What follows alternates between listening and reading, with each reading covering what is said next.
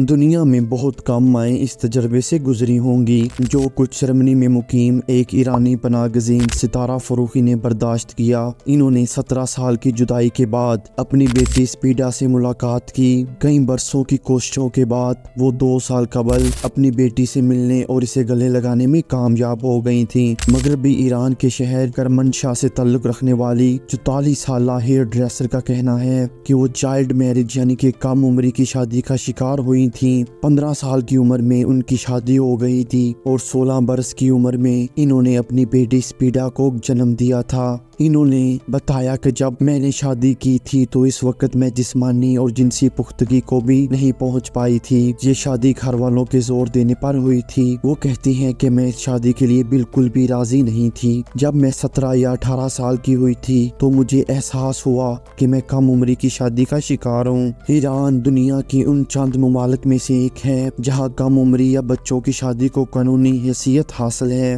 لڑکیاں 13 سال کی عمر سے اور لڑکے 15 سال کی عمر سے شادی کر سکتے ہیں۔ اس قانون کے تحت بچے کے سرپرست کی رضامندی اور عدالت کی منظوری سے مخصوص عمر سے پہلے شادی ممکن ہے۔ اس قانون کے ناقدین کا کہنا ہے کہ یہ قوانین بچوں کے حقوق کی خلاف ورزی کرتے ہیں اور اس بچے کے حقوق کا خیال نہیں کرتے جس کی شادی ہونی ہے۔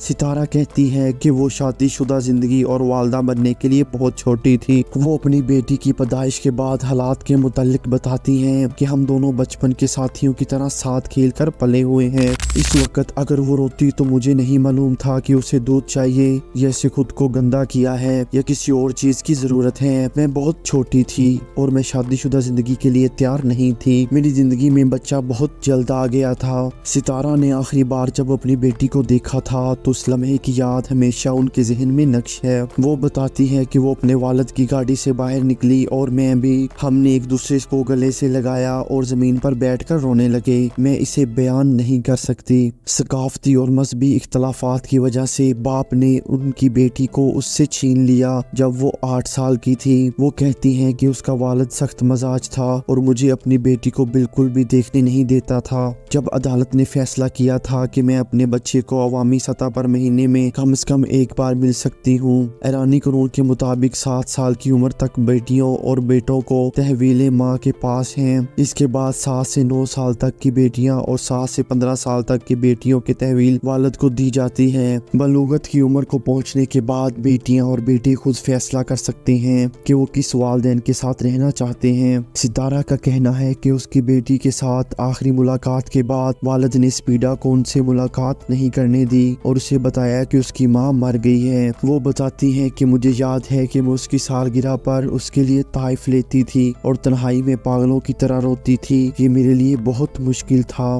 سن 2016 میں نئے سال کے موقع پر ستارہ بہت سے دوسرے پناہ گزینوں کی طرح ترکی، یونان اور بلکان کے راستے جرمنی پہنچی جہاں انہیں ایک ہیئر ڈریسر کے طور پر کام ملا۔ وہاں انہوں نے اپنے فیس بک، انسٹاگرام اکاؤنٹس کو اس یقین کے ساتھ پبلک بنا دیا کہ ایک دن سپیڈا انہیں ڈھونڈ لے گی اور پھر بالکل ایسا ہی ہوا۔ ان کی بیٹی سپیڈا جو اب 26 سالہ خاتون ہیں، چند سال قبل انسٹاگرام کے ذریعے انہیں ڈھونڈنے میں کامیاب ہو گئیں اور پھر اس نے انہیں ایک پیغام بھیجا۔ ستارہ اس واقعے کو یاد کرتے ہوئے کہتی ہیں کہ میں اسے کبھی نہیں بھولوں گی۔ میں نے اپنا رابطہ نمبر چھوڑ دیا تھا لیکن سپیڈا اور میں کچھ دنوں تک بات نہیں کر سکے۔ وہ روتے ہوئے کیمرہ آن کرتی ہیں اور پوچھتی ہیں کہ کیا واقعی آپ ہیں ماں؟ وہ ایک ماہر نفسیات کی مدد سے مہینوں تک رابطے میں رہتی ہیں یہاں تک کہ آخرکار سپیڈا جرمنی کا سفر کرنے میں کامیاب ہو گئی۔ بالآخر سن 2022 کے موسم گرما میں وہ لمحہ آ گیا جس کا کئی برسوں سے ستارہ اور سپیڈا کو انتظار تھا۔ 17 سالہ